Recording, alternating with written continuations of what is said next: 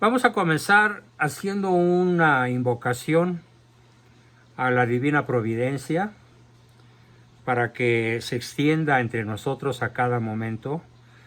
Y no me refiero a que no nos falte casa, vestido y sustento, sino a que podamos, como lo decía Ricardo, contribuir con una actitud muy alerta, muy atenta, muy abierta el par de orejas que tenemos y también la boca utilizada para preguntar sobre cuestiones sumamente trascendentales, que si logramos resolverlas de buena forma, si logramos impactar en nuestro medio ambiente, pues vamos a rendir muy buenas cuentas al Juez Supremo, a nuestro Señor, cuando afrontemos el juicio individual, el juicio personal, que cada uno de nosotros tendrá que realizar de cara a su propia conciencia y con Cristo como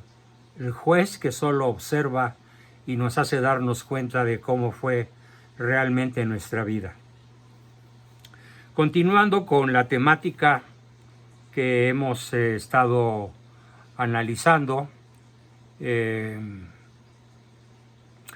que es la Agenda 2030, hay un tema que curiosamente embona de una manera perfecta con la exhortación que hace un rato nos hacía nuestro querido amigo Ricardo Méndez de revisar temas de formación.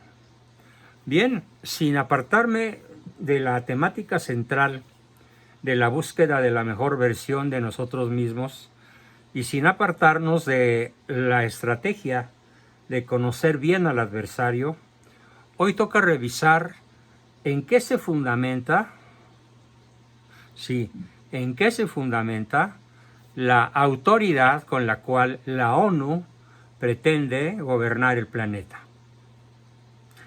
Y creo que muy pocos lo han pensado, muy pocos lo saben, muy pocos se han informado de cómo es esta ética, entre comillas, que utilizan nuestros adversarios para introducirse desde la más tierna niñez en los salones de clase, donde a nuestros niños de primero de primaria, y no se diga de años posteriores, se les enseña que la ONU y todos los organismos similares de corte global que contribuyen, según se los enseñan, al bienestar, al progreso, a la paz, a la armonía entre las naciones y las diversas etnias de la Tierra. Eso es lo que ellos se tragan, pero en realidad es algo extraordinariamente opuesto y diferente. Así que hoy nos toca revisar cuál es el fundamento del principio de autoridad que la ONU dice tener. Y agárrense porque si están sentados no se van a caer, pero si están parados se pueden caer de la desagradable sorpresa que se van a llevar cuando les explique en los próximos minutos en qué se fundamenta esta autoridad y cómo se vende en la mente de niños, adolescentes, jóvenes, adultos y tercera edad. Veamos. Primero, la ONU y la UNESCO y el Fondo Monetario y el Banco Mundial son más de 40 organizaciones de corte mundial capitaneadas por la ONU, con el Fondo Monetario Internacional y por organizaciones similares, el Banco Mundial, por ejemplo. Y el globalismo, la ONU y el globalismo tienen una ética ambivalente, dual, basada en lo voy a decir despacito y grábenlo. Fíjense, la ONU fundamenta su autoridad en un cristianismo sin Cristo.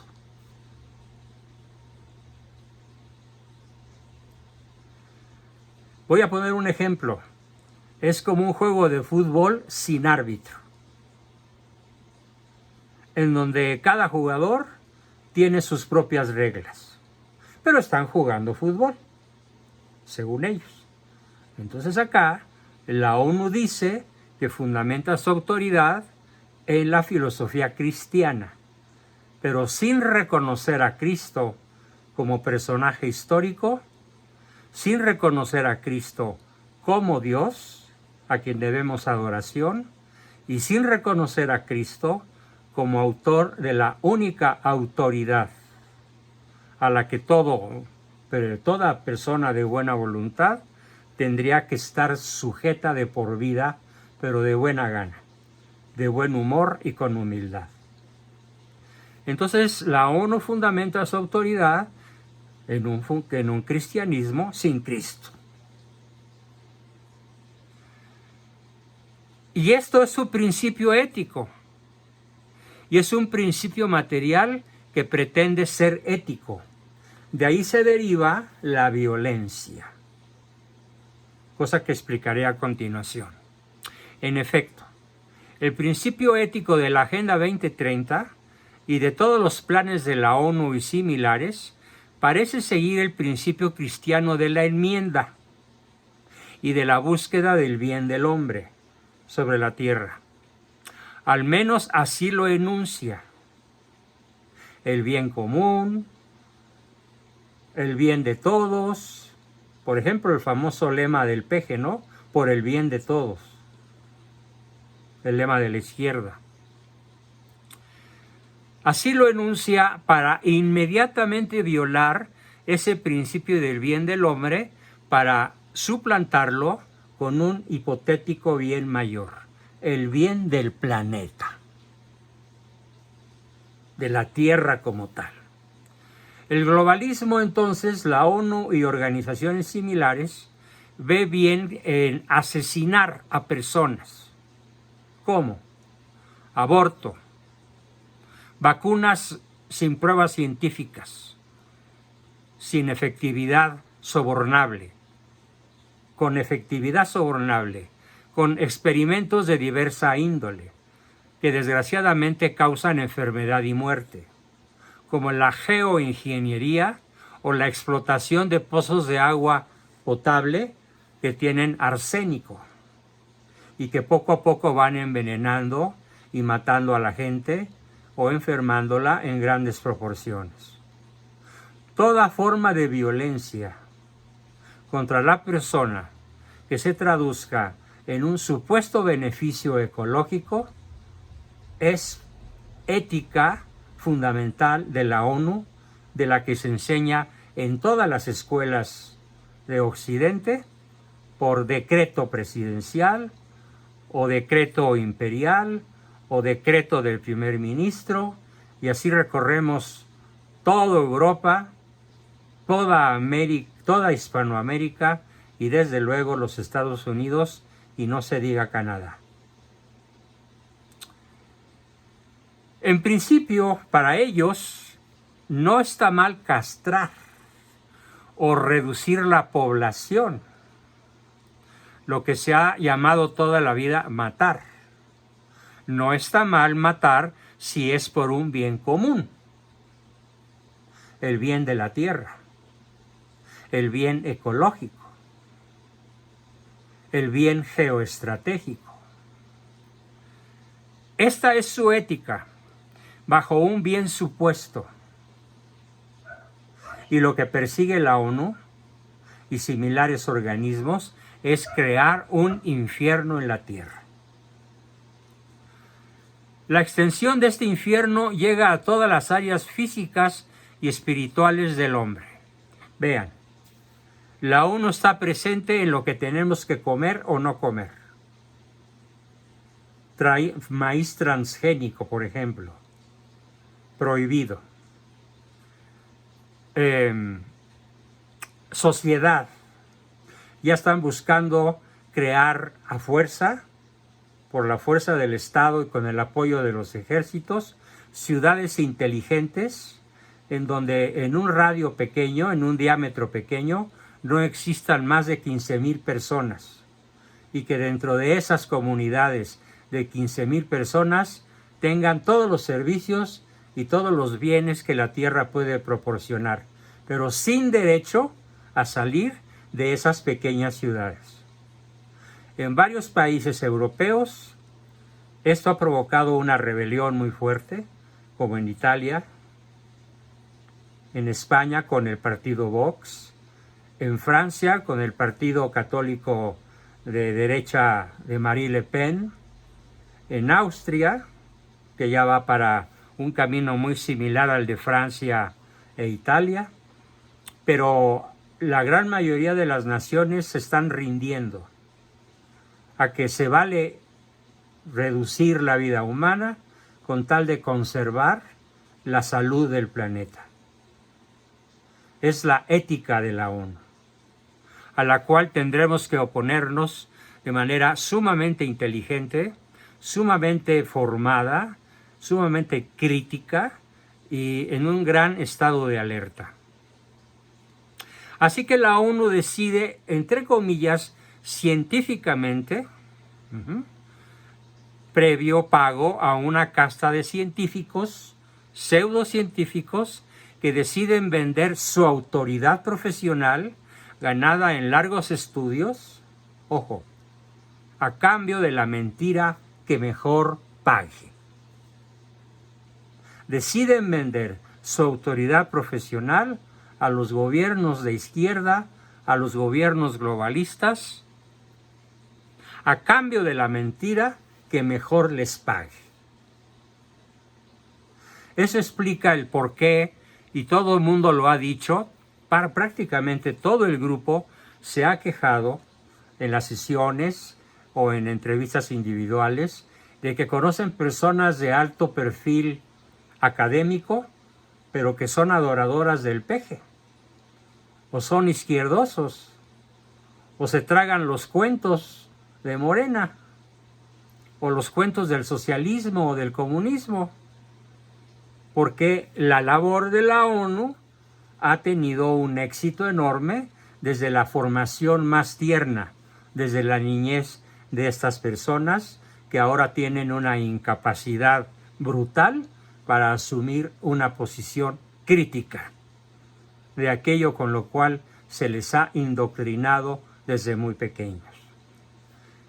Así que yo espero que todos los miembros de mis grupos aprendan con mucha rapidez a formarse del lado correcto de la historia, de un cristianismo con Cristo,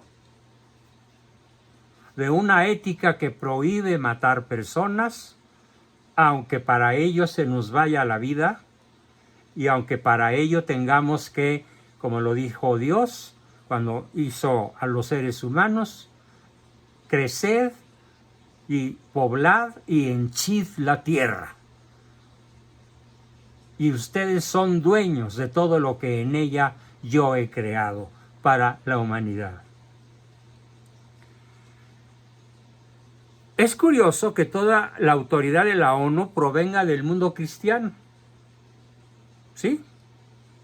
Donde se presupone que los gobernantes tienen una representación divina, una bendición divina, y por tanto cierta bondad y cristiandad en su comportamiento. Es cierto que se ha erosionado la presencia de la cristiandad y de los valores cristianos, pero se conserva esta prerrogativa de bondad sobre la autoridad. Ni qué decir tiene que la ONU no actúa con bondad, mucho menos con cristiandad, porque no puede haber cristianismo ni cristiandad sin Cristo. Pero eso sí, se maneja y se disfraza con ropajes de buenismo, de filantropía. Lo único malo es que no existe una ética atea. Un cristianismo sin Cristo es una sal que no sala, es un azúcar que no endulza, es un alimento que no alimenta. Es un gran fraude, porque no puede haber algo así como un círculo cuadrado. No puede haber una cristiandad sin Cristo y por lo tanto no puede haber una ética atea. Yo estoy seguro que todos ustedes, sin excepción, conocen lo que se llama buenas personas, pero que no son católicos, no son creyentes ni practican la fe en la cual fueron bautizados. ¿Por qué? Porque ya se tragaron el cuento de la ONU, de que no se necesita una religión, no se necesita un culto, no se necesita una iglesia, no se necesitan dogmas, no se necesitan los evangelios para ser buenas personas. Nada más falso. Y quiero ser muy enfático en esto. No se puede ser una buena persona si no se es cristiano.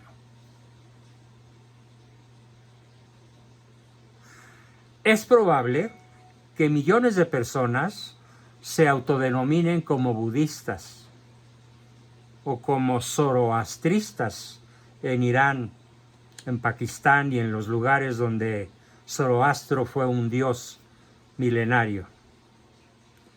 Pero hay una cosa: siguen la ley natural, siguen una conciencia recta y por lo tanto tienen lo que el catecismo de nuestra iglesia reconoce como bautismo por deseo, aun cuando no tengan el bautismo sacramental.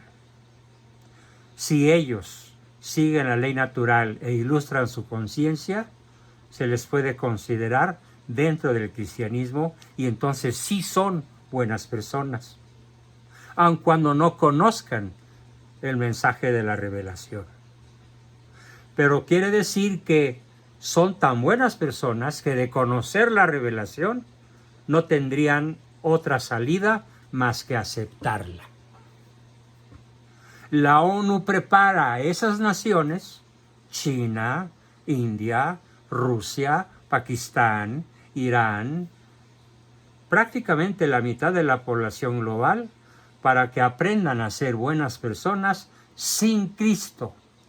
Y prepara a todo Occidente, desde luego con México a la cabeza, para que seamos buenas personas con inteligencia ecológica, con cuidado por el planeta, con cuidado por las plantas, los bosques, los frutos y todo lo que la tierra produce, los animalitos pequeños y grandes, aunque descuidemos la relación y la formación de la célula humana que es la familia. Porque la ONU es adversaria formal de la familia. Entonces, esta ética que se disfraza de buenismo, de filantropía, de ética atea, de ética internacionalista, si niega a Dios, no hay ninguna razón para actuar bien. Y eso es lo que vemos y lo que podemos esperar de la ONU. Beneficio para unos pocos, los comandantes de la ONU, y esclavitud para casi todos, con muchas mentiras y muy buena propaganda. Esta ética atea pretende fundamentarse en la bondad intrínseca del hombre, nada más que olvidan el concepto de pecado original, así como olvidan el concepto de pecado actual y olvidan absolutamente y combaten el concepto de estado de gracia. Todo eso es la ética sin Cristo, el cristianismo sin Cristo.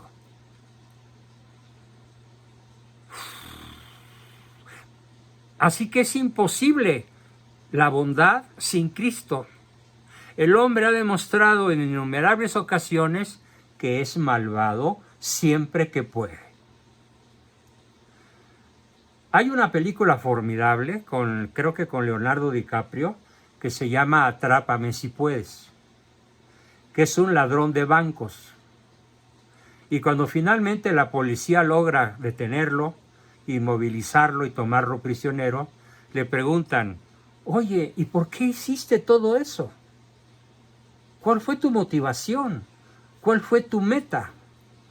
Y él contestó: No se hagan bolas. Lo hice porque pude hacerlo. Ese es el hombre actual. Ese es el hombre, el ser humano hacia el cual la ética sin Cristo nos empuja. ¿Se puede hacer? Es bueno hacerlo. Simplemente porque puedo hacerlo. Es la ética sin Cristo. ¿Por qué nosotros los cristianos, sobre todo los católicos, tenemos tantas restricciones que aparentemente a los neuróticos los ponen de mal humor, los frustran, porque no saben obedecer con placer, con gusto, con alegría, con convicción? Porque la ley natural es muy exigente. Imagínense ustedes, por poner un ejemplo muy sencillo, pero muy a la vista de la inteligencia de todos, la inmensa cantidad de condiciones que tienen que darse para que un espermatozoide logre penetrar el óvulo de una mujer y generar un nuevo ser humano. Las variables son innumerables. Por eso muchos hablan del milagro de la vida, por lo difícil que es que el óvulo llegue vivo, fuerte y capaz, después de recorrer una distancia aproximada, si fuera una persona, de alrededor de 100 kilómetros, en medio de un ambiente que puede ser ácido y que por lo tanto hace peligrar la vida de toda la manada de espermatozoides, hasta 200 millones de ellos, que pueden ser exterminados porque la madre no tiene la temperatura adecuada, porque no tiene el pH correcto, porque está de malas, porque tiene una actitud de rechazo, porque no está predispuesta favorablemente, y mil y un cosas más.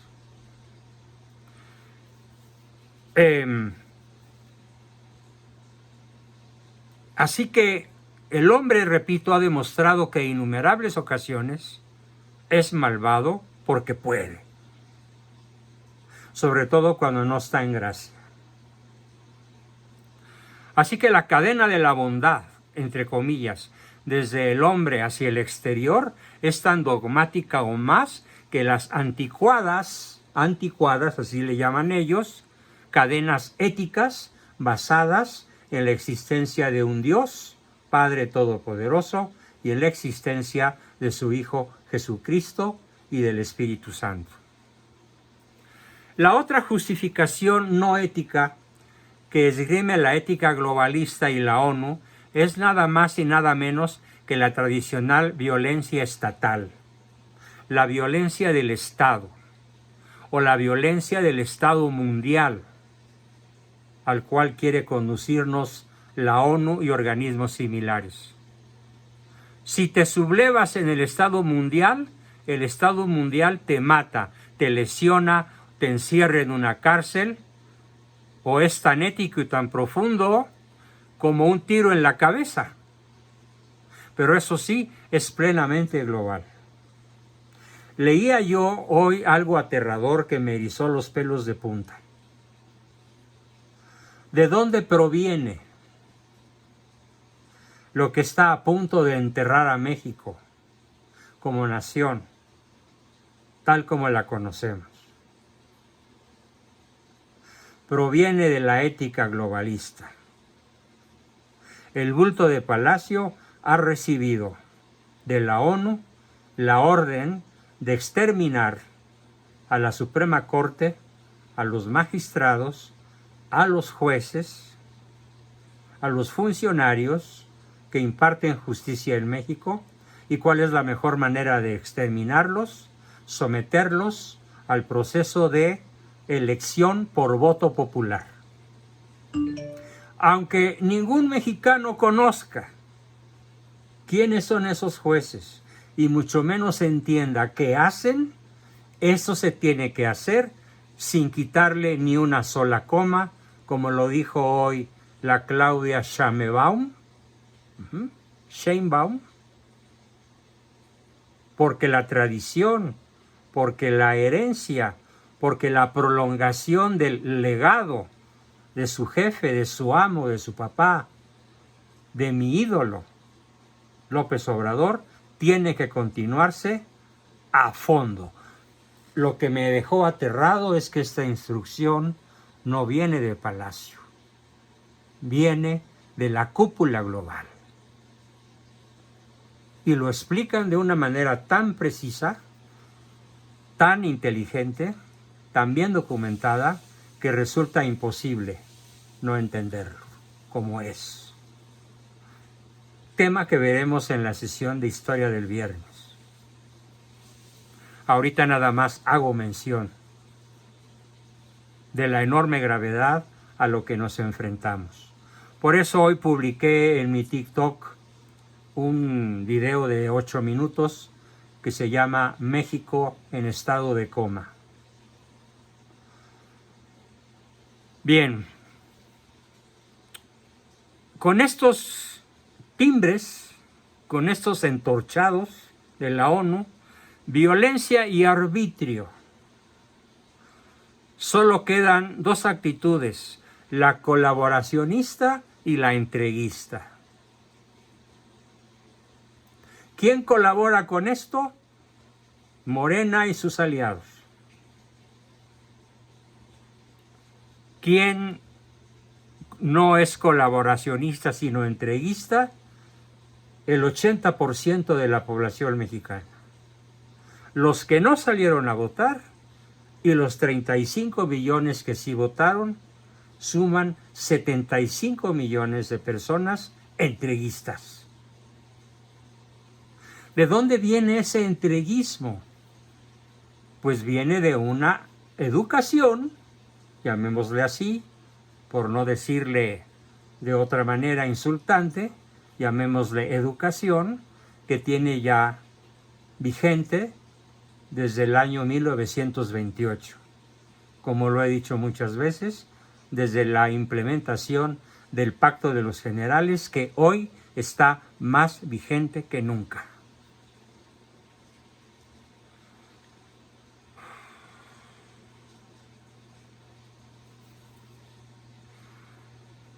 En este caso de México y de otras naciones, puede desembocar en unos cuantos años más, en la muerte, incluso de los esbirros más fieles. Por eso los romanos decían, Roma no paga traidores. Se puede quedar muy corta la predicción que hago a lo que se nos viene. Y la otra actitud, que es la que yo propongo, es la actitud de sublevación. No una sublevación armada, porque ellos tienen las armas en cantidades insospechadas, pero sí una sublevación inteligente que empezará a discutirse el próximo sábado 6 de julio con cientos o miles de líderes que vamos a estar presentes en actitud de sublevación. No queremos ser entreguistas, no queremos ser colaboracionistas. ¿Cómo nos podemos sublevar? Hay que decidirlo de manera inteligente, hay que formarnos de manera profunda e integral para poder enfrentar algo que yo califico y que muchos autores calificamos con una sola palabra. Es apocalíptico. Literalmente. ¿Cómo podemos contrarrestar todo esto? Bueno, pues sin Dios no podemos. Sin un catolicismo practicante, sin un catolicismo con sacramentos, sin un catolicismo con misa, sin un catolicismo con confesión, sin un catolicismo con Eucaristía, sin un catolicismo con rosario diario, lo anticipo, seremos derrotados. Y en cierta forma seremos colaboracionistas o cuando menos pasivos, pero no sublevados.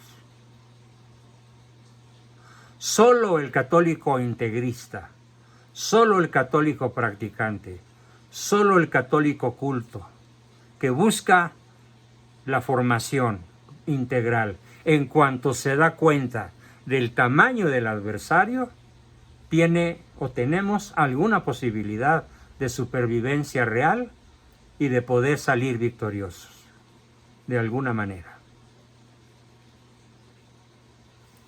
¿Cómo podemos contrarrestar la agenda? Bueno, pues de esto habrá que seguir platicando, cuáles van a ser nuestras estrategias, pero tenemos, como lo decía Ricardo, y apoyo vibrantemente su propuesta, tenemos que hablar con la gente. Tenemos que llegar al corazón, a la inteligencia, a las vísceras, a los músculos de la gente y ponerla en movimiento, comenzando por nuestros familiares. Nada más quiero que les pregunten, ¿qué opinas de que sean los narcotraficantes con su dinero, que suma varias veces el Producto Interno de México? Varias veces el narco tiene lo que México produce en un año, que es el presupuesto de la Federación, de los 30 y tantos estados que formamos la República Mexicana. El narco tiene más recursos que el Estado, varias veces más recursos. Por lo tanto, cuando los jueces, los magistrados, los funcionarios, los ministros de la Suprema Corte sean elegidos por el pueblo por voto popular, ¿qué va a pasar? Que todos ellos en paquete van a ser colocados a juicio del narco. Eso es lo que está a punto de suceder a más tardar el 1 de octubre.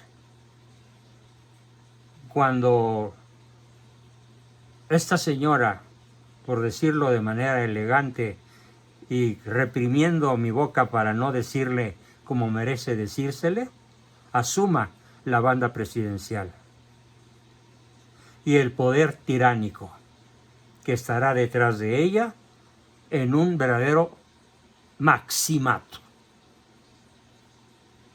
Porque esto ya está a la vista, ya es demasiado claro, demasiado evidente, que ella seguirá lo que el señor de Palacio dicte. La sublevación, hablar con la gente, explicarle a la gente. Oye, ¿qué te parece que los ministros de la Suprema Corte sean colocados por voluntad del narco, de los grandes grupos criminales? Porque ellos tienen más dinero que todo México junto. Tienen más armas que el ejército mexicano, que no es nada despreciable. Estamos hablando de 300,000 soldados. Nada más que los narcos son 3 millones. 3 millones de personas en este país forman el crimen organizado. Imagínense el poder de fuego que tienen. Aunque entre ellos se peleen, finalmente habrán de aliarse para asaltar el poder y darle jaque mate a México y hacer un narcoestado, ya de manera oficial.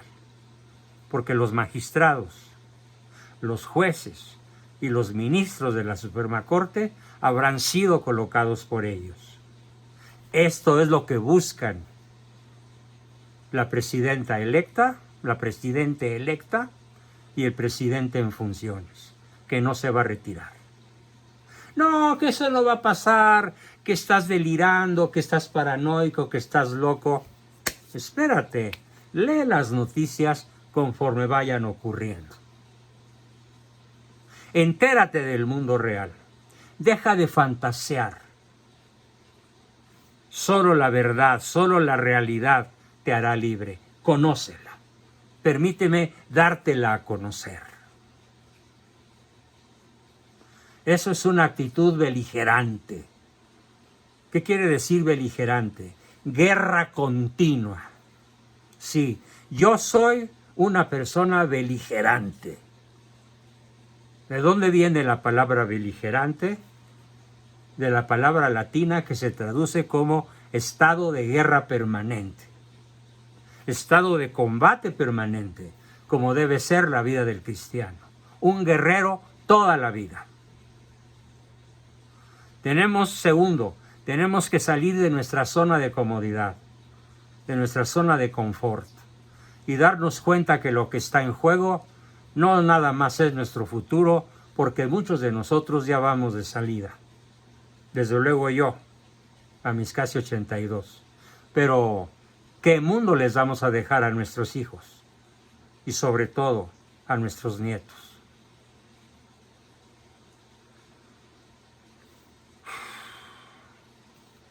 Tenemos que combatir la autoridad de la ONU.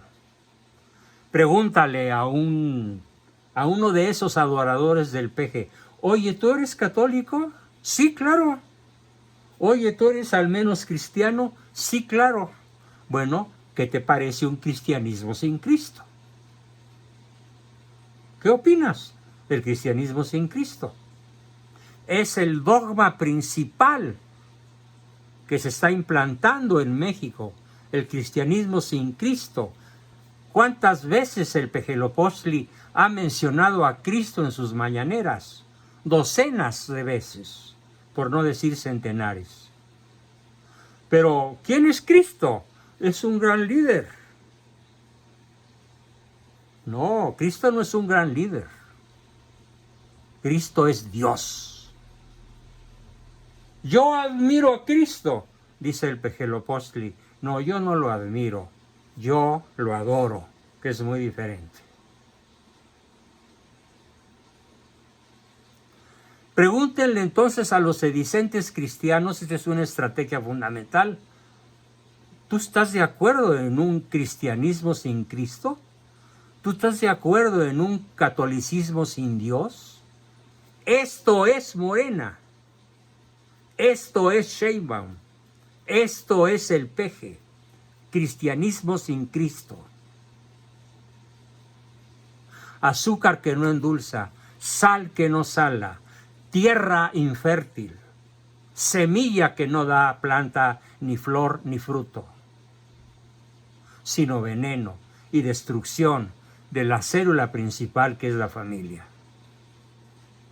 Propiciando el aborto, propiciando el divorcio express, propiciando la separación de mexicanos en dos gigantescos bandos adversarios, propiciando extremismos, propiciando el odio y sobre todo la destrucción de los órganos que podrían hacerle contrapeso al dictador de Palacio en turno. Para eso van a desaparecer de aquí al 30 de septiembre todos los órganos que pudieran presentar oposición, contrapeso al tirano, habrán de ser borrados por el Congreso. Aun cuando no se logre la sobrerepresentación, yo quiero que ustedes se imaginen si algún panista que no es un católico practicante de misa frecuente y de estado de gracia constante, ¿cuál va a ser su precio? ¿$500,000? $1 millón? $5 millones? ¿Un rancho de 17 hectáreas como el de Samuel García? ¿Con un cerro y con minas aquí y allá? ¿Quién va a resistir?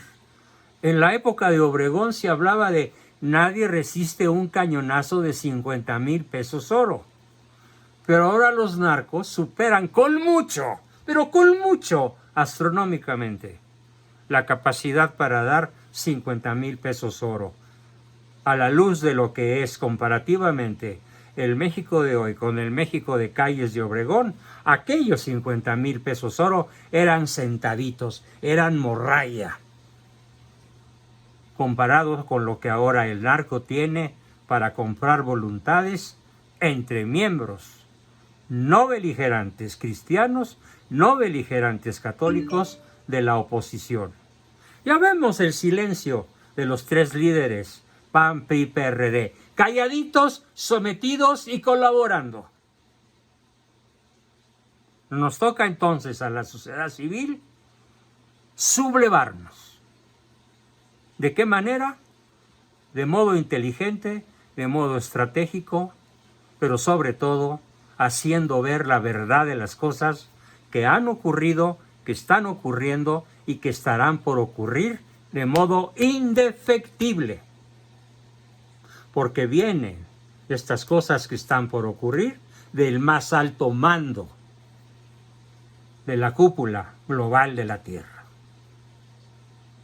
Y esto, los chairos que estudiaron medicina, ingeniería, arquitectura, medicina y cualquier otra carrera, no lo quieren saber.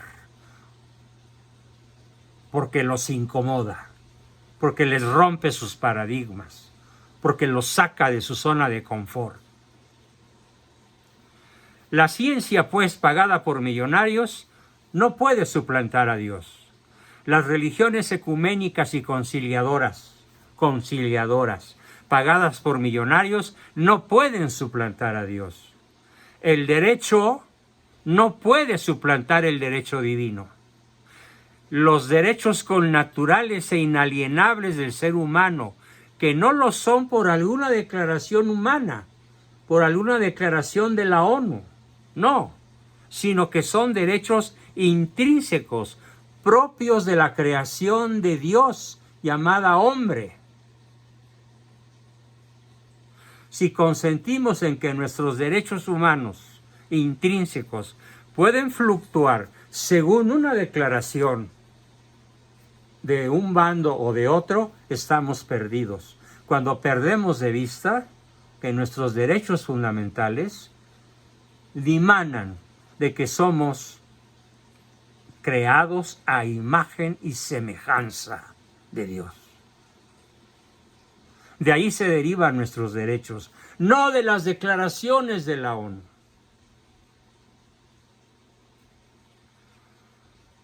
No dependemos de una moda o de otra, no dependemos de una tanda de transferencias bancarias a sesudos intelectuales y juristas incrustados en los gobiernos de la tierra, sobre todo en el nuestro, para que hagamos lo que ellos quieren, y si lo hacemos, lo que ellos quieren, habremos perdido. Y en cierta forma nos estaremos condenando en vida, al perder de vista que Dios es nuestra única garantía.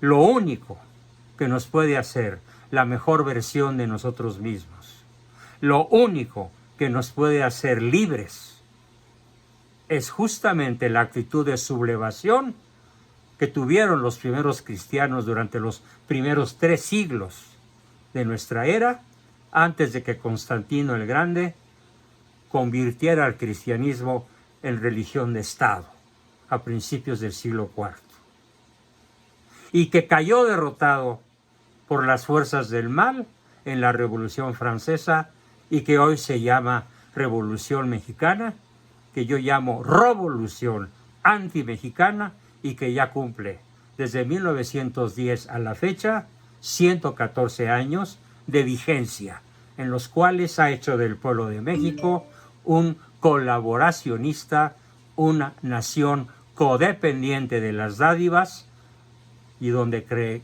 quedamos unos cuantos ciudadanos capaces de sublevarnos ante un orden social creado por el mismísimo Lucifer. Con esto que he transmitido hoy, espero que su corazón arda, que su inteligencia se encienda, que su voluntad se apremie, que sus vísceras se contraigan y nos lancemos a que cada uno en su terreno natural de acción pueda ser un sublevado a las imposiciones, en síntesis, de un cristianismo sin Cristo y de una sociedad sin Dios, de un matrimonio sin amor y sin hijos, sin perpetuidad y sin fidelidad,